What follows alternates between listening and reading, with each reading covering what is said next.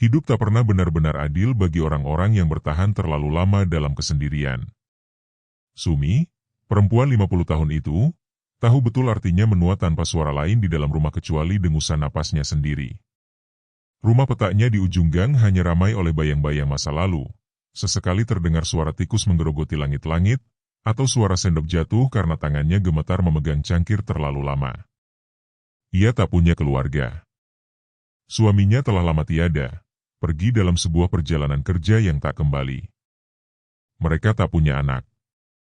Dulu sempat hamil, tapi janin itu gugur di bulan ketiga karena tubuhnya yang lemah.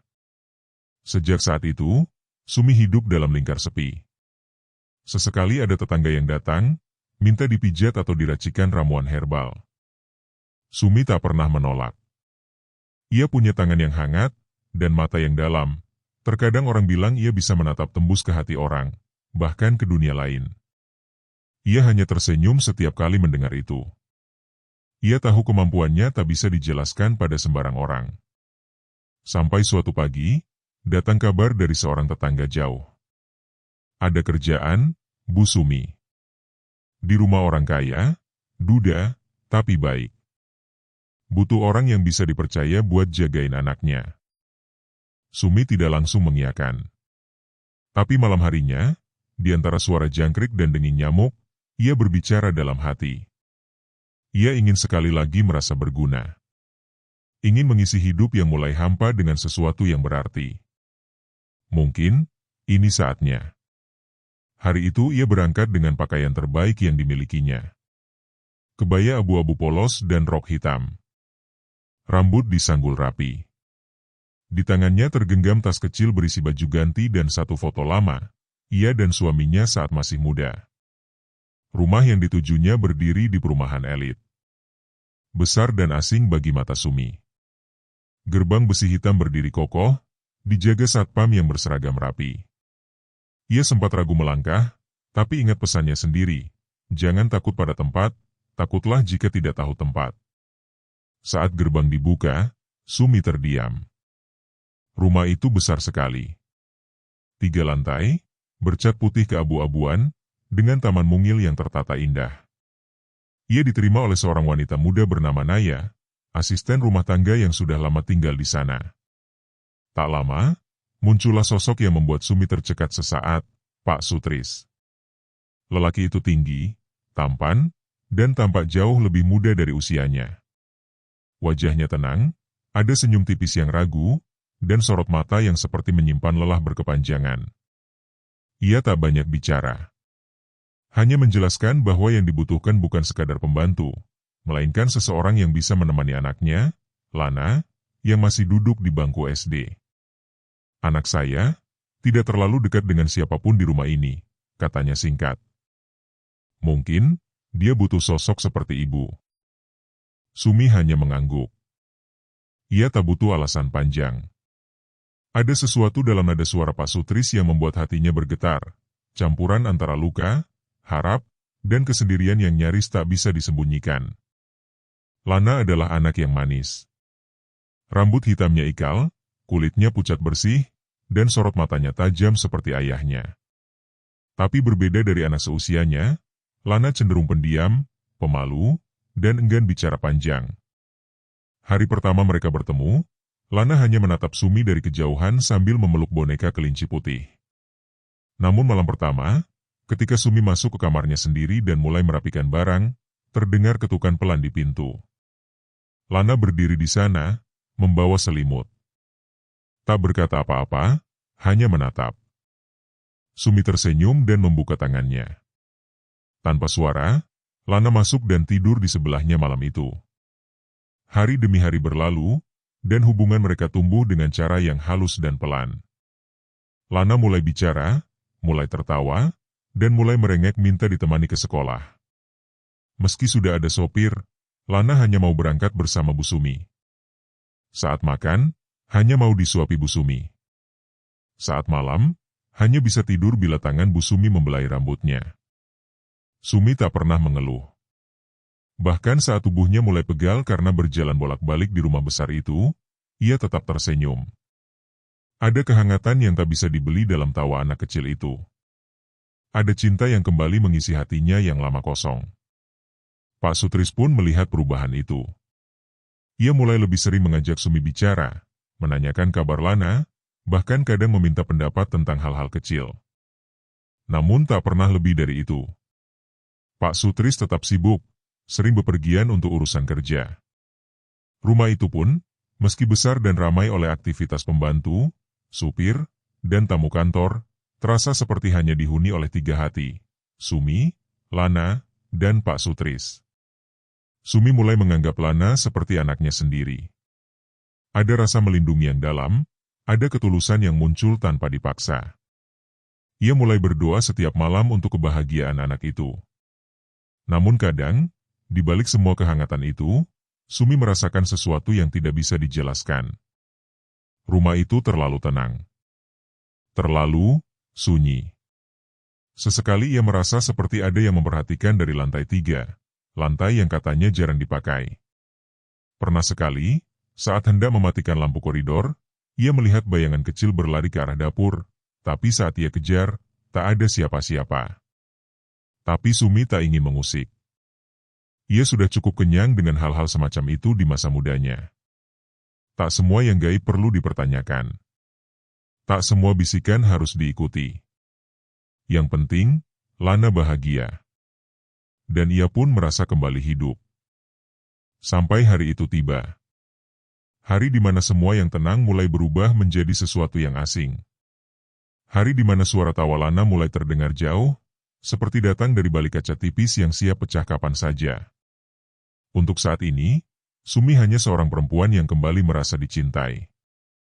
Seorang wanita tua yang tak lagi takut akan malam karena ada tangan mungil yang menggenggamnya dengan erat. Dan rumah besar itu, meski menyimpan banyak rahasia, masih terlihat seperti surga kecil bagi hati yang terluka. Namun, seperti segala ketenangan yang terlalu sempurna, selalu ada sesuatu yang mengintai dari bawah permukaannya. Tidak langsung mengguncang, tapi cukup untuk membuat hati yang peka mulai merasa ada yang tak beres. Sumi mulai merasakan itu beberapa minggu setelah ulang tahun Lana yang ke-10. Hari itu seharusnya bahagia. Pak Sutris pulang dari luar kota hanya untuk menyempatkan hadir. Ada balon warna pastel, kue besar berbentuk boneka kelinci, dan tawa anak-anak yang mengisi halaman. Tapi Lana, meskipun tersenyum di foto dan menyambut teman-temannya dengan sopan, tidak benar-benar hadir dalam keriangan itu. Sumi melihatnya. Mata anak itu sesekali kosong. Tertawa, tapi tidak benar-benar tertawa. Dan saat malam tiba, Lana tidur lebih cepat dari biasanya, membelakangi Sumi, tidak meminta dongeng seperti biasanya. Malam itu hujan turun. Lembut tapi panjang. Menyisakan aroma tanah basah dan gemertak dedaunan yang menempel di kaca jendela. Sumi duduk di tepi tempat tidur, menatap punggung kecil Lana yang menyusut di balik selimut. Ada desir perasaan aneh. Seperti ada kabut yang mulai turun perlahan, menutupi kehangatan yang selama ini mereka peluk. Keesokan harinya, Lana demam. Bukan demam tinggi, hanya menggigil pelan seperti habis ditiup angin malam. Tubuhnya lemah, makan pun hanya beberapa sendok. Sumi tidak panik, anak kecil memang mudah sakit, tapi ada hal yang mengganjal, tangan Lana dingin. Terlalu dingin untuk ukuran demam. Dan matanya, kosong. Sumi mencoba bicara, menenangkannya, membacakan kisah lama tentang putri yang menemukan hutan cahaya. Tapi Lana hanya menatap langit-langit dan bergumam pelan. Bunyi di dinding atas. Sumi menoleh cepat. Apa, nak? Tapi Lana sudah tertidur lagi. Napasnya berat. Hari-hari berikutnya, kondisi Lana tidak membaik. Ia mulai menolak makanan, meringkuk di sudut kamar meskipun hari cerah. Beberapa kali menangis diam-diam tanpa sebab jelas. Dokter dipanggil. Pemeriksaan dilakukan. Hasilnya nihil. Tidak ada penyakit. Tidak ada kelainan. Stres, mungkin, kata dokter. Bisa juga efek tumbuh besar. Anak seusia dia kadang menyimpan tekanan yang tak bisa diungkap. Tapi Sumi tahu lebih dari itu. Matanya tidak pernah salah. Ia yang dibesarkan oleh kakek buyut seorang dukun tua dari Jawa Timur, tahu bahwa tubuh manusia kadang hanya wadah. Dan jika wadah itu mulai kosong, maka sesuatu bisa masuk mengisinya. Malam-malam Lana semakin gelisah. Terkadang bicara sendiri dalam tidur. Mengigau tentang perempuan bermata hitam yang berdiri di pojok kamar. Tentang suara napas yang mendesis dari balik lemari. Sumi mulai menyalakan kemenyan setiap malam. Bukan untuk mengusir, hanya untuk mengimbangi. Ia tidak ingin gegabah. Belum. Tapi pikirannya terus bekerja. Sementara itu, Pak Sutris tampak semakin sibuk. Wajahnya tegang. Telepon datang silih berganti. Rapat, presentasi, lawan bisnis yang agresif. Tapi ketika menyapa Lana, ia tetap mencoba tersenyum. Namun Sumi melihat, mata itu menyimpan beban yang nyaris meledak. Saya nggak ngerti, Bu Sumi. Lana kok begini terus ya? Pertanyaan itu muncul suatu malam, saat mereka sama-sama berdiri di depan kamar Lana. Pak Sutris terduduk di sofa kecil, wajahnya kusut. Sumi hanya menjawab pelan, kadang anak kecil menyerap rasa sedih yang disembunyikan orang tuanya. Dan Lana anak yang sangat peka. Itu jawaban yang aman. Bukan kebohongan, tapi juga belum kebenaran yang utuh. Ia belum ingin bicara soal perasaan gelap yang semakin padat di sudut-sudut rumah. Tentang suara langkah di lantai atas saat semua orang tertidur. Tentang bayangan yang memantul di kaca meski tidak ada siapa-siapa di belakang. Beberapa kali ia naik ke lantai 3, lantai yang katanya tidak digunakan. Ruangan-ruangan kosong dengan perabot ditutupi kain putih. Udara di sana dingin. Terlalu dingin. Bahkan debu pun enggan menetap. Dan di salah satu kamar yang terkunci, Sumi pernah mendengar gumaman, suara yang samar, seperti menyebut namanya dari dalam tembok. Tapi sekali lagi, ia tidak gegabah. Belum. Sumi lebih memilih menguatkan ikatan dengan Lana. Menyanyikan lagu Jawa lama, menyeduhkan air jahe, memandikan dengan air bunga setaman. Perlahan, Lana membaik. Atau setidaknya tampak lebih tenang. Tapi tubuhnya tetap lemah. Kakinya mulai sulit digerakkan. Dan saat itu, untuk pertama kalinya, Sumi berdoa sambil memeluk foto suaminya. Ia tahu, pertarungan mungkin akan datang. Dan ia tidak bisa hanya mengandalkan air doa atau kemenyan semata. Ia membuka lemari kecil berisi warisan turun-temurun, manik tua dari batu kelor, kain berbau cendana, dan di baliknya sebuah benda kecil yang dibungkus kain kafan kusam. Benda itu pusaka terlarang, yang hanya boleh digunakan 2 kali dalam hidup. Sekali sudah ia pakai, bertahun lalu, untuk menyelamatkan suaminya dari ajal. Dan kini, mungkin waktunya untuk yang terakhir. Tapi belum. Belum saatnya.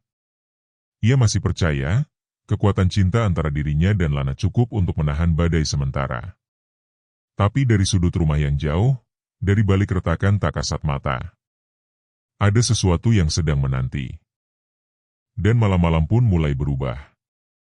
Tak lagi tenang, tak lagi seperti awal. Suara jangkrik tergantikan bisik lirih yang terdengar dari sela-sela dinding. Angin yang dulu sejuk ini terasa menggigit, menusuk sampai ke tulang. Lana semakin lemah. Tak hanya kakinya yang mulai mati rasa, kini tangannya pun gemetar seperti ditiup angin halus dari dalam tubuh. Kadang ia menangis dalam tidur, kadang diam saja, menatap langit-langit dengan mata kosong, seolah sedang melihat sesuatu yang tidak bisa dijelaskan. Dia datang lagi, Bu Sumi, ucap Lana lirih suatu malam, pelan seperti embusan napas. Sumi terdiam, duduk di samping ranjangnya, menyeka keringat dingin dari dahi anak itu. Siapa, Nak? Tanyanya lembut.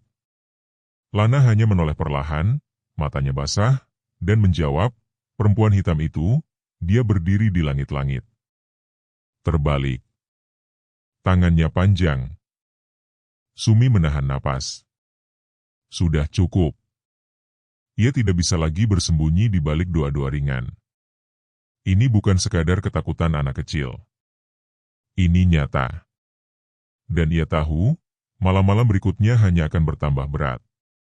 Pagi harinya, Sumi meminta izin pada Pak Sutris untuk berlibur 1 hari, beralasan ke pasar untuk membeli jamu dan perlengkapan pribadi.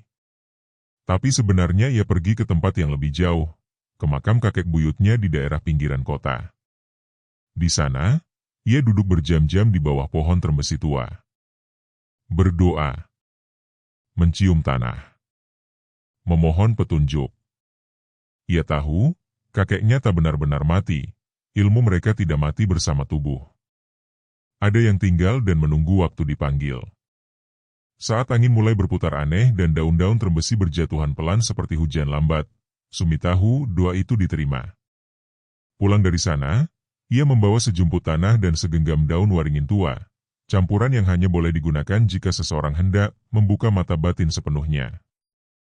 Dan malam itu, ketika Lana tertidur dengan wajah pucatnya, Sumi bersimpuh di ruang kecil yang dijadikannya tempat semadi. Ia menyalakan dupa 7 warna, membakar kemenyan hutan, dan menabur abu dari kayu pohon randu. Mantranya lirih, tapi dalam. Seperti menyusup ke sela-sela tembok rumah yang dingin. Dan ketika matanya terbuka, rumah itu tak lagi sama. Dinding putihnya kini penuh retakan halus yang berdenyut seperti nadi. Langit-langit rumah meneteskan uap hitam yang menjuntai seperti benang jelaga. Tangga ke lantai 3 dikelilingi kabut pekat. Dan dari balik pintu kamar Lana, Sumi melihat jejak kaki hitam kecil yang berjalan mundur menuju lemari di sudut ruangan. Ia berdiri, mengambil minyak cendana dan kain mori. Melangkah ke kamar Lana dengan hati yang berdebar. Begitu masuk, udara berubah. Dingin. Sangat dingin. Tapi bukan dingin alami. Ini dingin yang dibawa dari tempat lain, tempat yang tidak seharusnya menempel di rumah manusia. Ia duduk di dekat ranjang Lana. Menyentuh dahinya. Lalu menyapukan minyak cendana ke ubun-ubun anak itu. Pelan, seperti mencium bunga yang hampir layu. Begitu tangannya menempel, Lana mengerang. Tubuh kecil itu mendadak tegang, dan matanya terbuka lebar. Putih semua, tanpa bola mata. Lalu mulutnya membuka, dan suara asing keluar dari tubuh anak kecil itu. Aku datang bukan untuk dia. Tapi ayahnya. Dia terlalu kuat, terlalu dijaga. Tapi anaknya lemah terbuka. Sumi tak gentar. Ia menempelkan kain mori ke dada Lana dan membacakan mantranya. Dalam. Tegas. Dan setiap kata yang ia ucapkan membuat suara itu meraung. Jerit panjang bergema dari mulut Lana, hingga akhirnya tubuh kecil itu menggigil dan lemas kembali. Setelah itu, Sumi duduk lunglai. Keringat membasahi punggungnya. Tapi ia tahu, itu bukan akhir. Itu baru salam pembuka. Malam berikutnya, ia mulai menyelidiki lebih dalam. Di ruang kerja Pak Sutris, ia menemukan tumpukan dokumen. Tender proyek besar, perencanaan pengembangan kawasan elit, dan banyak sekali berkas bernilai tinggi. Tapi satu nama terus muncul, Andra Surya. Seorang pengusaha saingan, dikenal kejam, licik, dan tak segan menggunakan cara-cara kotor. Sumi menggali lebih dalam, menyambungkan benang. Lalu ia paham. Pak Sutris bukan hanya bersaing secara bisnis, ia sudah menjadi target gangguan. Tapi hodam yang menempel pada dirinya melindungi kuat, membuat santet tak bisa menembus dirinya langsung. Namun anaknya, Lana, adalah celah. Lubang kecil dalam dinding kekuatan itu. Dan kini semuanya menjadi jelas. Sumi kembali ke ruang semadinya. Menyalakan pelita merah. Membuka kain kafan tua yang selama ini ia simpan dalam kotak kayu jati. Di dalamnya, terbaring benda kecil, bundar, seukuran kepalan tangan bayi. Pusaka Warangka Bayu, benda sakral dari leluhur jauh, yang konon hanya boleh digunakan 2 kali dalam hidup. Sekali untuk cinta, sekali untuk pengorbanan. Dan ini pengorbanan.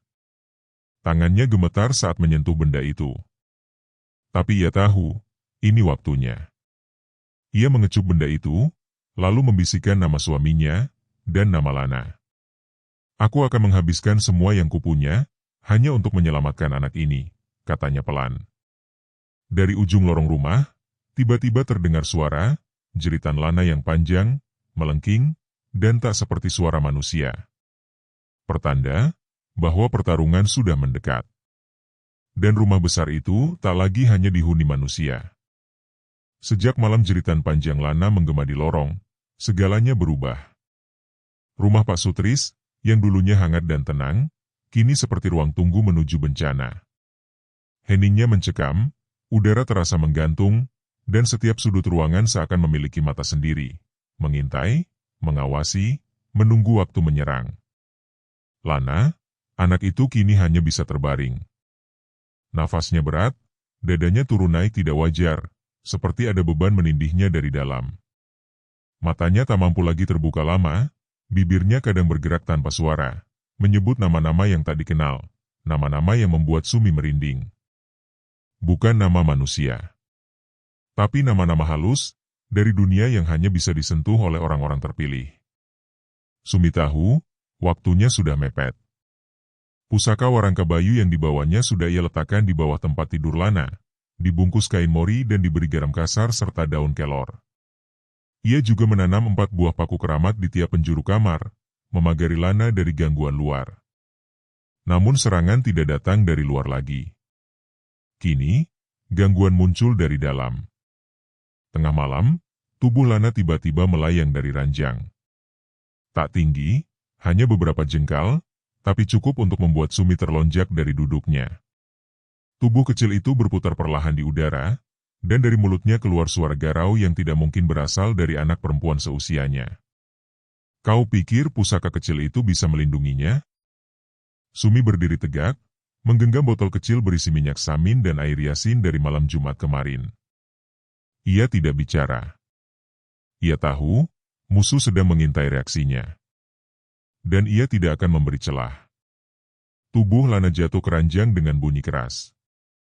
Menggeliat, lalu diam. Keringat membasahi seluruh tubuhnya.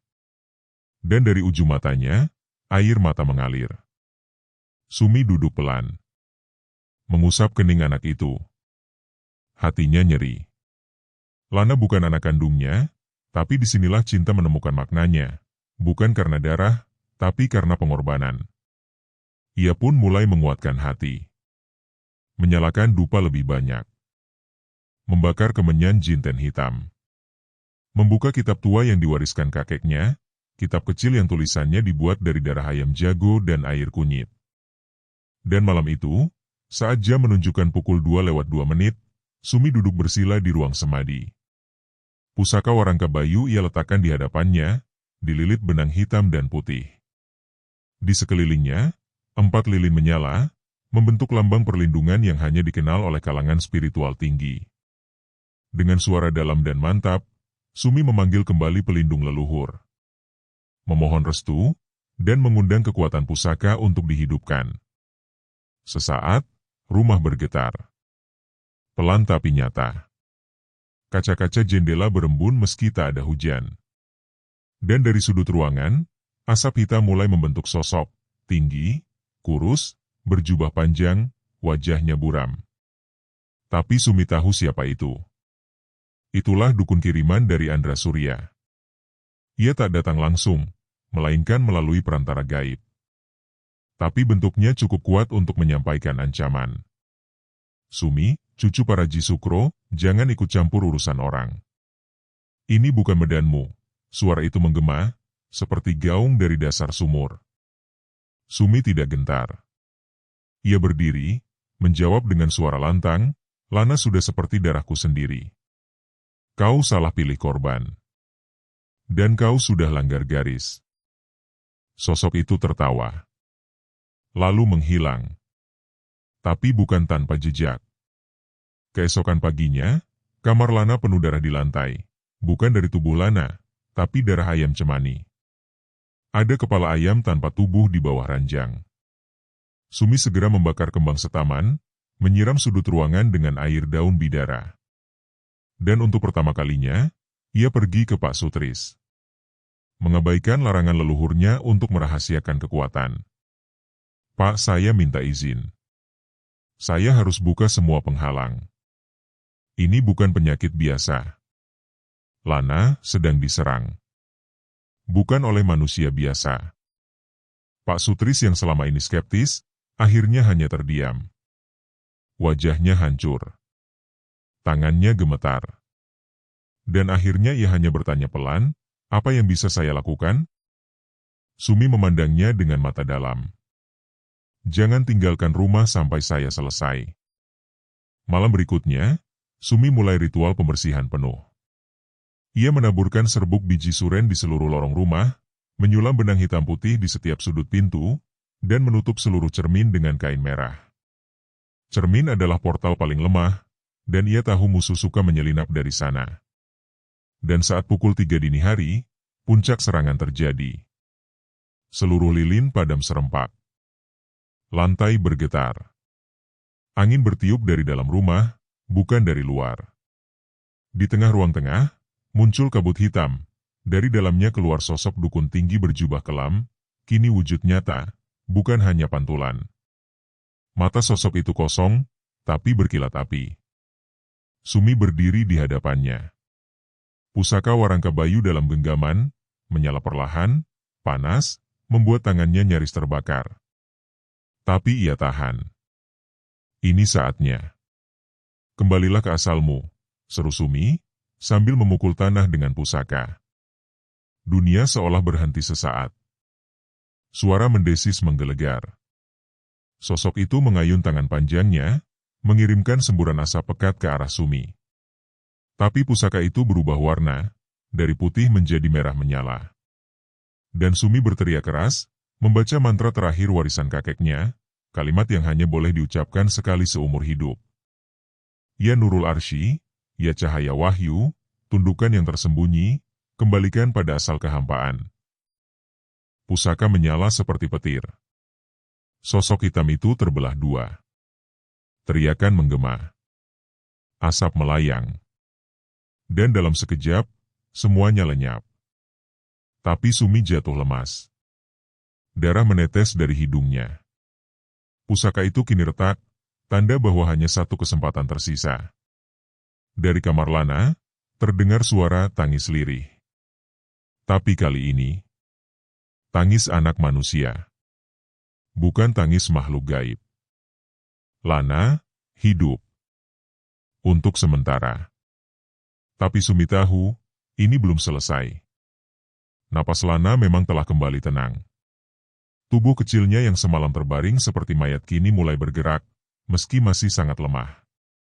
Namun mata batin Sumi melihat lebih dari yang tampak.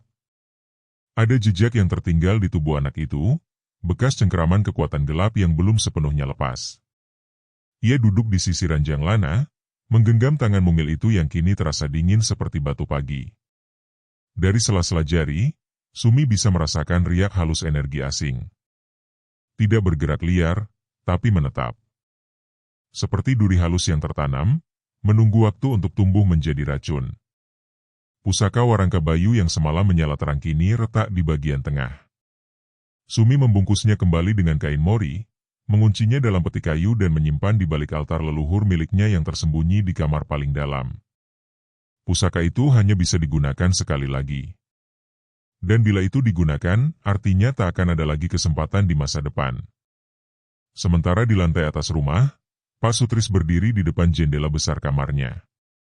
Tangannya menggenggam cangkir teh yang sudah dingin. Pikirannya mengembara jauh.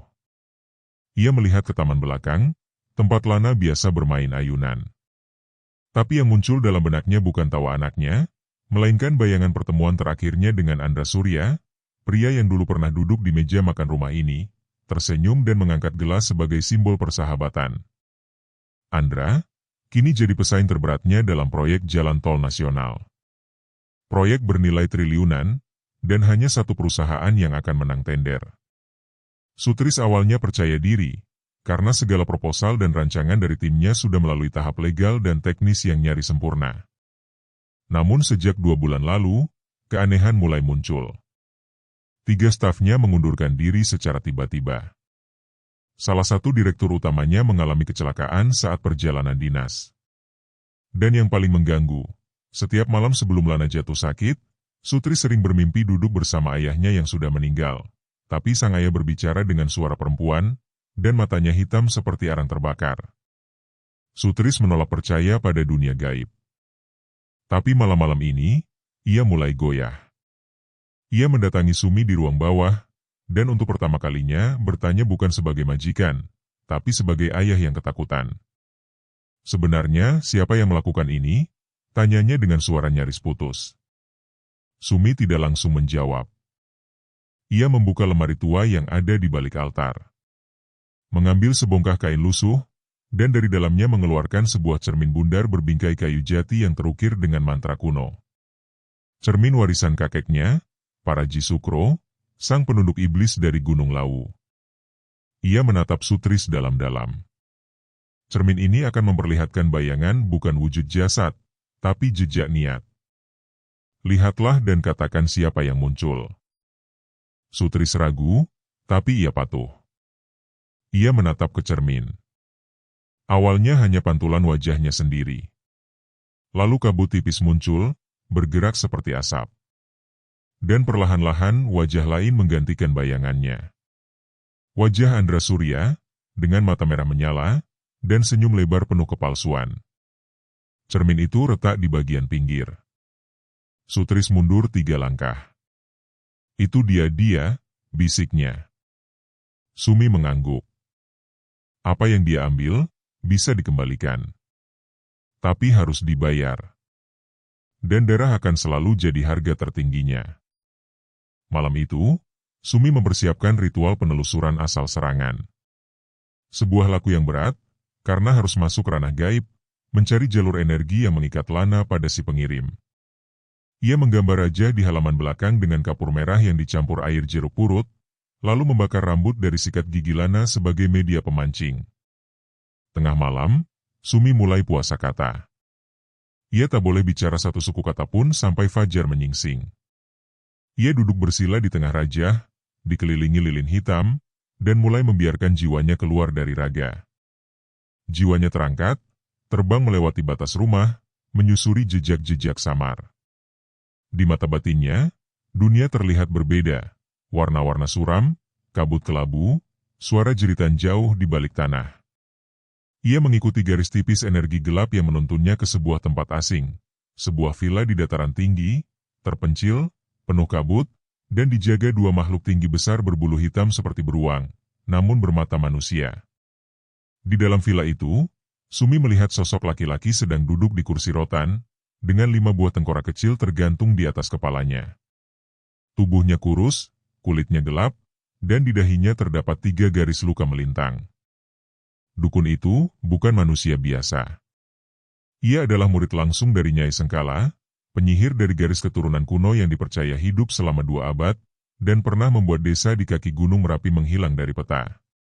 Dukun ini, dalam dunia para pelaku spiritual, dikenal sebagai Jaga Lelana, si pemutus garis darah.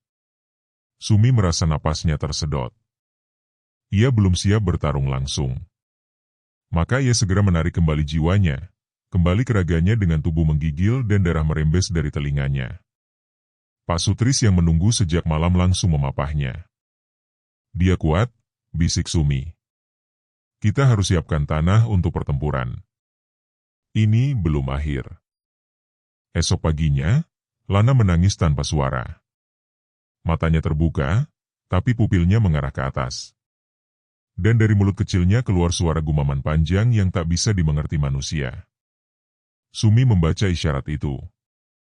Musuh sudah tahu bahwa ia dilacak. Dan kini, Sumi menjadi target. Ia tahu itu bukan sekadar firasat. Setelah kembali dari pengembaraan batin, tubuhnya disusupi dingin yang tak wajar. Dinginnya bukan seperti embun atau angin malam, tapi dingin yang menyusup dari tulang, membatu di sendi-sendinya. Ia bergetar meski selimut membungkus rapat tubuhnya. Matanya tak bisa terpejam. Dan dari celah jendela kamarnya yang menghadap ke pohon beringin tua di halaman belakang, ia melihat sesosok bayangan berdiri diam sejak pukul 3 dini hari. Tak bergerak. Tak bernapas. Tapi nyata. Bayangan itu tinggi. Kurus. Menjulurkan lehernya seperti hewan lapar. Matanya bercahaya merah seperti bara dalam tungku tua. Sumi tak turun tangan malam itu. Ia tahu, ini bukan waktu yang tepat. Serangan itu datang bukan untuk membunuh, tapi menguji pagar gaib rumah itu. Seperti tangan musuh yang mengetuk pintu sebelum merobohkan tembok. Pagi harinya, Sumi memulai hari seperti biasa. Ia menyuapi bubur ke mulut Lana yang masih terkulai, meski matanya kini mulai mengikuti gerak sendok. Anak itu mulai menunjukkan pemulihan, tapi tubuhnya masih belum bisa digerakkan. Pak Sutris menatap putrinya dengan pandangan kosong. Di balik ketampanan dan sikap tegar, pria itu mulai digerus rasa bersalah dan tak berdaya. Dunia logika yang selama ini jadi pegangannya mulai hancur perlahan. Saya siap bantu apapun, Bu Sumi. Asal anak saya sembuh, katanya lirih. Sumi mengangguk. Ia tahu, pertarungan ini akan menyentuh titik pengorbanan. Dan pengorbanan selalu meminta satu dari dua hal, darah atau kehendak. Siangnya, Sumi berjalan ke kebun belakang. Di bawah pohon kelapa yang bengkok batangnya, ia menggali tanah dengan tangan kosong. Perlahan, lapisan tanah hitam terbuka, memperlihatkan sebuah kotak besi tua berkarat yang dikunci 3 lapis kawat kuningan. Di dalamnya, tergeletak pusaka terlarang warisan buyutnya, sebuah keris kecil bertangkai tulang yang dibungkus kain kafan berusia lebih dari 2 abad. Pusaka itu bernama Setra Petak. Hanya bisa digunakan 2 kali. Yang pertama telah ia pakai untuk menyelamatkan mantan suaminya dari kematian akibat ilmu pelet berantai. Kini, inilah saat kedua. Dan terakhir. Ia membawa keris itu ke kamar ritual. Sumi membersihkan tubuhnya, mengenakan jari lurik tua, lalu duduk bersila dalam lingkaran rajah. Di sekelilingnya, 5 mangkuk kecil berisi minyak kelapa, darah ayam cemani, daun kelor, air hujan pertama bulan Suro, dan abu dupa bekas kematian. Saat malam menjelang, angin berubah. Daun jati di pekarangan mendadak diam. Tidak bergerak sama sekali, seperti waktu berhenti. Dan suara jangkrik yang biasanya ramai, kini sirna. Alam menjadi bisu. Pertanda gerbang antara dunia mulai terbuka. Sumi memejamkan mata. Mulutnya mulai membaca rajah panggilan langit. Nafasnya dalam, teratur, tapi detak jantungnya seperti genderang perang. Dari kejauhan, ia mendengar suara, bukan suara manusia, melainkan jeritan anak-anak dan tangisan ibu-ibu. Suara yang hanya terdengar di alam antara, tempat di mana ruh gentayangan dan roh penasaran berkumpul. Dan dari balik bayangan, muncullah Jaga Lelana. Ia tidak datang sebagai manusia. Wujudnya menyerupai siluet berlapis-lapis, seperti asap yang membentuk jasad. Kepalanya tertutup sorban hitam, tapi wajahnya hanya memiliki 2 mata merah dan mulut menganga yang mengeluarkan suara serak seperti api disiram minyak tanah. Kau wanita tua dari garis para penjaga, kenapa campuri urusan yang bukan milikmu? Gumamnya dalam suara yang langsung menggema dalam dada, bukan telinga. Sumi tidak menjawab. Ia tahu berbicara pada dukun semacam ini hanya membuang tenaga. Ia mengangkat keris Setra Petak ke atas kepala, dan cahaya kecil muncul dari ujungnya.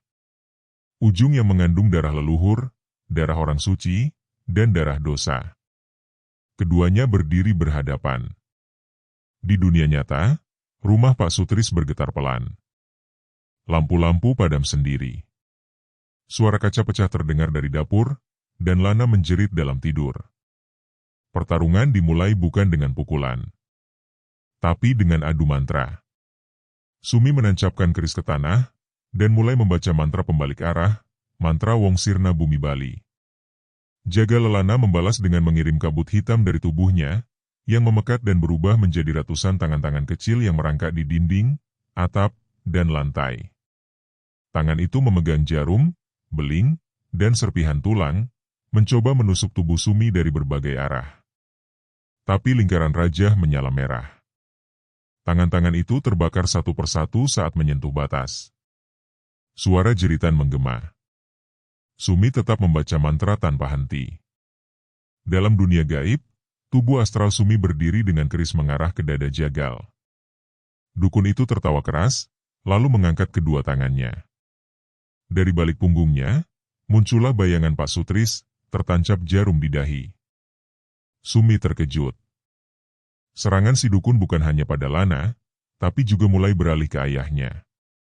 Jika kau menyerangku, nyawa Sutris akan putus malam ini, bisik Jagal. Sumi menggigil. Tapi dalam ingatannya, terlintas tawa Lana saat pagi hari ia disuapi bubur. Anak itu telah ia anggap seperti darahnya sendiri. Dan darah tak boleh dibayar dengan ketakutan. Sumi mencabut keris dari tanah. Ia mengarahkannya ke bayangan Pak Sutris, bukan ke Jagal. Ia membaca mantra terakhir, mantra pemutus ikatan gaib. Keris itu menyala, membakar bayangan, dan meledak menjadi cahaya. Jeritan panjang menggema dari tubuh Jagal. Ia berbalik, terbakar dari dalam. Sosoknya berasap, mengecil, lalu lenyap seperti daun kering dibakar bara. Di dunia nyata, suara gaduh berhenti. Rumah kembali hening. Lampu menyala perlahan. Dan Lana terbangun. Ia menangis pelan, tapi bisa menggerakkan tangannya. Lalu kakinya. Kemudian tubuhnya. Ia berlari memeluk ayahnya yang sudah berlutut di depan ranjang. Pak Sutris menangis seperti anak kecil. Sumi. Ia pingsan di ruang bawah. Keris setra petak pecah menjadi debu. Dan malam itu, satu lagi jiwa tua telah mengunci perjanjiannya. Sumi terbaring lemah. Tubuhnya dingin seperti batu yang terlalu lama direndam hujan. Tapi wajahnya tenang. Nafasnya lambat, teratur, nyaris tak terdengar. Keris pusaka itu telah retak dan berubah menjadi abu. Kekuatan terakhir telah dipakai, tak bisa kembali. Dan ia, perempuan tua yang hidup sendiri, telah mengorbankan bagian terakhir dari dirinya untuk seorang anak kecil yang bukan darahnya. Namun sudah ia anggap seperti dagingnya sendiri. Lana duduk di samping ranjang. Tangannya memegang jari-jari keriput milik Sumi, sesekali memanggil lirih, "Bu." Ibu Sumi bangun. Lana takut. Tangis kecil gadis itu meleleh di sudut matanya. Tapi Sumi masih belum menjawab. Di ruang itu, sunyi terasa seperti palung dalam lautan. Hanya suara detik jam yang mengiringi detak jantung yang pelan. Pak Sutris berdiri di ambang pintu, mengenakan pakaian rumah, namun wajahnya tak kalah lusuh dibandingkan hari-hari sebelumnya. Tatapannya kosong, tapi pikirannya penuh dengan rasa bersalah dan kekaguman. Ia telah menyaksikan langsung, bagaimana wanita tua sederhana yang ia pekerjakan bukan hanya menyelamatkan anaknya, tapi melawan kekuatan yang bahkan tak bisa ia lihat dengan mata sendiri. Malam itu, ketika dunia kembali tenang, Pak Sutris mengambil satu keputusan. Ia mendekati ranjang Sumi, lalu duduk bersila di samping wanita itu. Tangannya menyentuh kening Sumi dengan perlahan. Ada doa dalam diamnya. Bukan doa yang dibaca dari kitab, tapi doa yang lahir dari hati seorang ayah yang bersyukur. 3 hari berlalu. Di hari ketiga, Sumi terbangun. Nafasnya masih lemah, tapi matanya menatap langit-langit kamar dengan tatapan hidup. Ia merasa tubuhnya kosong, seperti habis ditinggal sesuatu yang telah menjadi bagian dirinya sejak kecil. Tapi ia tahu itu harga yang pantas dibayar. Lana berlari memeluknya. Tangisnya pecah, dan Sumi hanya bisa menahan air mata yang menggantung di ujung kelopak. Ia tidak sanggup bicara. Tapi cukup satu pelukan itu untuk membuktikan segalanya tak sia-sia. Beberapa minggu kemudian, rumah besar itu kembali bersinar. Bukan hanya karena cahaya lampu, tapi karena sinar dari hati-hati yang kini tak lagi dihantui ketakutan. Lana mulai kembali sekolah, walau sempat mengalami trauma. Sumi perlahan-lahan pulih dan kembali menjalankan kesehariannya seperti semula, meski tanpa kekuatan kebatinan yang dulu selalu menyertainya. Pusaka telah pergi. Dan bersama itu, sebagian jiwanya ikut terkubur dalam debu abu keris. Tapi ia merasa lebih ringan. Lebih manusia. Suatu sore, ketika matahari mulai condong ke barat dan cahaya kuning keemasan menyinari halaman belakang, Pak Sutris mendekati Sumi yang sedang menyapu teras. Lelaki itu diam cukup lama sebelum akhirnya berbicara pelan. "Saya belum tahu bagaimana membalas semua ini, Bu Sumi. Saya merasa berutang nyawa." Sumi berhenti menyapu. Ia menatap lelaki muda itu, lalu tersenyum samar. "Tidak ada yang perlu dibalas, Pak. Saya hanya melakukan apa yang seharusnya dilakukan seseorang untuk orang yang ia sayangi." Kalimat itu menggantung di udara. Pak Sutris menunduk. Ada luka lama di hatinya, luka karena kepergian istrinya beberapa tahun lalu.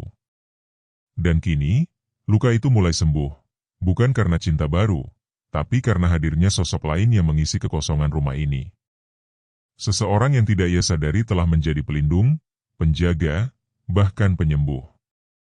Malam itu, mereka makan bersama di meja makan yang biasanya hanya berisi 2 orang. Sumi kini duduk di ujung meja, sementara Lana duduk di tengah. Pak Sutris tampak lebih ceria dari biasanya. Dan di antara gurau tawa kecil, ada perasaan yang perlahan tumbuh.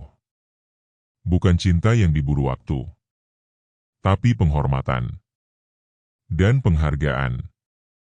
Beberapa bulan kemudian, Sumi memutuskan untuk tetap tinggal di rumah itu. Bukan lagi sebagai pembantu, tapi sebagai pendamping Lana. Seorang nenek yang tak pernah melahirkan, tapi mencintai seperti ibu. Seorang pelindung yang kini tinggal sebagai manusia biasa, namun tetap punya ketajaman hati dan rasa yang tidak semua orang punya. Dan malam-malam selanjutnya, rumah itu benar-benar damai. Tak ada lagi mimpi buruk. Tak ada suara dari balik lemari. Tak ada bayangan tinggi di balik pohon beringin. Semuanya lenyap, seperti malam panjang yang akhirnya selesai dilalui. Meski begitu, Sumi tetap menyalakan dupa setiap malam Jumat Kliwon. Ia menaruh segelas air putih di ujung jendela, dan sejumput garam di sudut pintu. Bukan karena takut, tapi sebagai penghormatan pada dunia yang dulu pernah ia jamah. Karena ia tahu, walau pintu sudah ditutup, dunia itu tetap mengintip dari celah.